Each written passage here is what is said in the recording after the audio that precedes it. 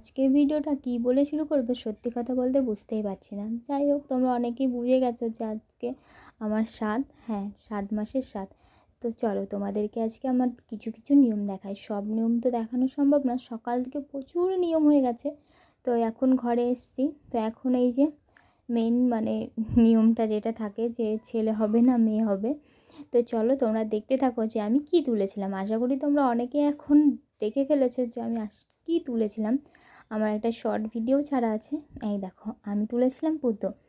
আদৌ কি পুতো তুললে ছেলে হয় না মেয়ে হয়, তোমরা অবশ্যই আমাকে কমেন্ট করে জানিও।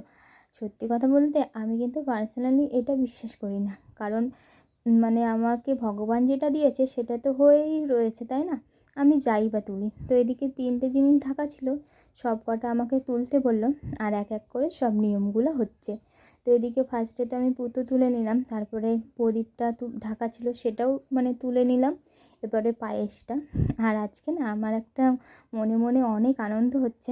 এমনিতে তো আনন্দ হচ্ছে যে বাড়িতে এত লোকজন, এত কিছু হচ্ছে শুধুমাত্র আমার পুচকু আসবে বলে। তো এদিকে দিদি, আজকে যেহেতু আমার 7 মাসের স্বাদ হচ্ছে, তার জন্য আমাদের বাড়িতে নিয়ম আছে 7টা ঝাঁটার কাঠি দিয়ে পায়েস খাওয়াতে হবে। তো দিদি এক এক করে এক একটার ঝাঁটার কাঠি দিয়ে পায়েস খাওয়াচ্ছিল। এটা কিন্তু 7বার খাওয়াবে, তো উঠছিলই না, তাই সবাই হাসাহাসি করছিল। আর আমার না এই প্রেগনেন্সির সময় এই পায়েস জিনিসটাই বেশি খেতে ইচ্ছা করছিল, যেটা একদমই খাওয়া যেত না যতদিন না স্বাদ হবে। তো ফাইনালি আজকে আমার স্বাদ হচ্ছে, আর আমি খুব খুশি যে এবার থেকে কিন্তু আমি পায়েস খেতে পারবো। শাশুড়ি মা বলেই দিয়েছিল পায়েস আর পিঠে কিন্তু এটা কিন্তু 7 মাস অবধি খাবি না, যখন স্বাদ দেবো তোর তখন খেতে পারবি, সেদিন থেকে তারপরে খেতে পারবো। তো এই যে অবশেষে আমাকে এই যে 7টা দিল আজকে। এদিকে 7বার, একবারেই না ওই কাঠিগুলো ধরে নিয়েছে, 7বার খাইয়ে দিচ্ছে, তাহলেই হয়ে যাবে। তো এদিকে আমি যেহেতু বাসি পেটে ছিলাম, আমার একদম মিষ্টি খেতে ইচ্ছে করছিল না, গাটা গোলাচ্ছিল। এবারই নিয়ম আছে যে বাসি পেটে থাকতে হবে যত দিনগুলো পালন হচ্ছে। তো এদিকে এক এক করে সব রকম নিয়ম পালন হচ্ছে। সকাল থেকে না প্রচুর নিয়ম ছিল, আমি সেই কোন ভোরবেলায় উঠেছি তখন থেকে সব নিয়মগুলো পালন হচ্ছে। তো তোমাদের এরকম কারোর নিয়ম আছে কি না আমাকে অবশ্যই জানিও। তো চলো তোমাদেরকে আরও অনেক নিয়ম দেখাই আমার শ্বশুরবাড়িতে কী কী নিয়ম আছে। তো সব তো ক্যাপচার করতে পারিনি, যেহেতু আমি নিজেই ভাত খাচ্ছিলাম, তো আমার হাতে ক্যামেরাটাও ছিল না। তো যে যেটুকু পেরেছে সেইটুকুই তুলেছে, তো তোমাদের সাথে ভাবলাম সেইটুকুই শেয়ার করি। আর জানো তো, এখন তো বাড়িতে অনেক লোকজন আছে, রাত্রিবেলায় কিন্তু আরও অনেকে আসবে। আজকে আমার সত্যি খুব মজা লাগছে, যাতে দেখা হবে আর কিছুক্ষণের অপেক্ষা, আর কয়েক ঘন্টা। যেহেতু আমার দুপুরবেলায় স্বাদ হয়ে যাচ্ছে, আর আমাদের রাত্রিবেলায় খাওয়া দাওয়ার আয়োজনটা করা হয়েছে। তো অনেক আত্মীয় স্বজন কিন্তু চলে এসছে, কালকেই অনেকে চলে এসছে, আমি আর অত ভিডিও করতে পারিনি।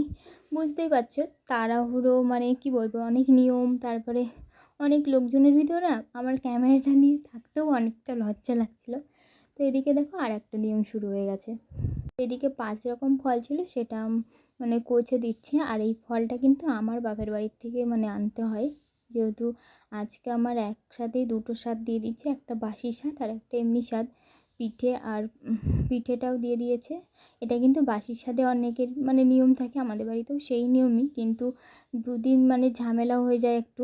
বুঝতেই পারছো যে আমার বাবার শরীরটাও অনেকটাই খারাপ, তার জন্য একদিনেই কিন্তু সব সেরে ফেলছে। তো ওইদিকে আমার জেঠি কাকিরা সব এসেছিলো, পিঠে মিঠে বানিয়ে দিয়েছে। তো যাই হোক, এখন সব নিয়মগুলো পালন হচ্ছে, একবারে স্বাদও দিয়ে দিচ্ছে আর বাসি স্বাদও দিয়ে দিচ্ছে। বাসি স্বাদ বলতে নিয়ম সবই একই থাকে, শুধু আমাকে আবার কালকে একই রকম নিয়ম পালন করতে হতো, তার জন্য সবাই বললো আবার না খেয়ে থাকবে, তার থেকে আজকেই সব কিছু করে ফেলা ভালো। তার জন্য আমি একদিনেই এই যে না খেয়েছিলাম, এখন অবশেষে খাবো। এখন না জানো তো কটা বেজে গেছে, প্রায় 4টে বেজে গেছে।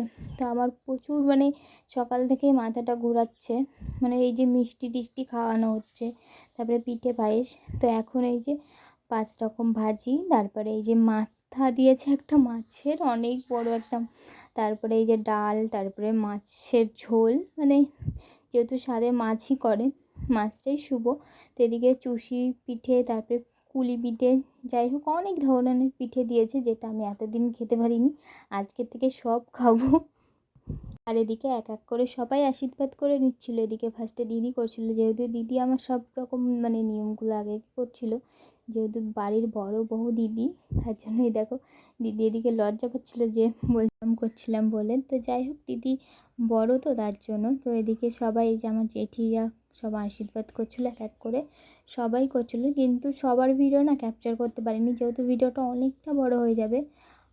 তো এদিকে জেঠি এখন আমাকে আশীর্বাদ করে নিচ্ছিল, আর আমার মাথায় দেখেছো ধান ভর্তি হয়ে গেছে, সবাই এতটা আশীর্বাদ করেছে আজকে না, সত্যি মানে কি বলবো, মনটা অনেক ভালো লাগছে যে সবাই এসছে, সবাই একসাথে অনেক মজা করছে এতদিন পরে। আর আমাদের বাড়িতে সেই লাস্ট মানে দাদার বিয়ে হয়েছিল, তারপরে আমরা তো বিয়ে করেছিলাম, তখন কোনো অনুষ্ঠান করা হয়নি। এই যে আমার স্বাদ, এর জন্য একটু মানে যেইটুকু পেরেছে বিজয় সেইটুকুই করছে।